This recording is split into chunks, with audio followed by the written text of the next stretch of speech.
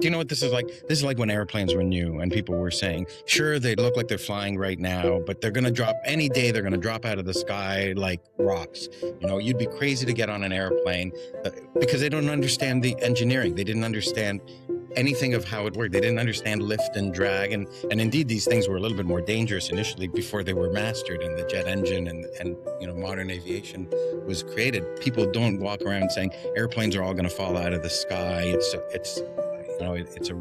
a game of musical chairs. At some point in time, it's just going to stop, because they trust the physics now, not because they actually understand the physics. Though they just see airplanes don't drop out of the sky.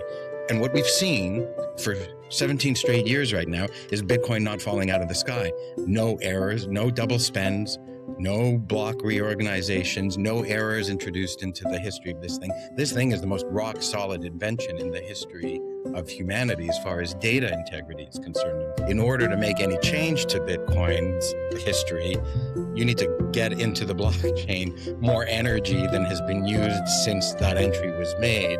And this thing is using so much energy that there's not enough energy available to rewrite any portion of it, and there isn't enough equipment, and all the equipment is being used to add to it because the incentive is to earn more Bitcoin rather than to try to undo a spend of Bitcoin, which isn't worth as much and will be worth even less if you damaged Bitcoin.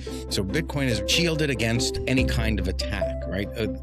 Everyone who runs a node anywhere in the world has a complete copy of the entire history with all the proof of work that's been done on all the transactions that have been done. So if you wipe out half of the earth and the other half of the earth is still fine, Bitcoin is still fine because it's on both halves of the earth. It's in fact in every location pretty much that has an internet connection. There's somebody running Bitcoin. If you launch nuclear missiles, you won't destroy Bitcoin. Right? You have to destroy all of the power grid all over the world and all of the internet all over the world. And the internet was designed to be decentralized so that as long as any server is running and connected to any other server, there's internet connectivity there. Bitcoin is essentially indestructible.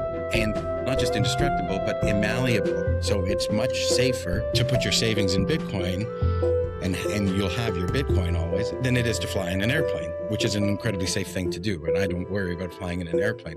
So like when people who don't understand any of this stuff go around reading the news written by reporters who don't understand any of what's going on and say this thing is a game of musical chairs and the music can stop any minute and the thing will stop, they don't have a clue what they're talking about, and they're not scientific and they're not mathematical. They're just flapping their gums. So running a node is nothing. If you want to run a 24/7 node and get involved in Lightning and self-custody, which as a student of Bitcoin, I recommend it. You're very curious. You want to understand about the hashes. You want to see how things work. It's one thing to understand how planes fly, and it's another thing to get yourself a little plane and fly it.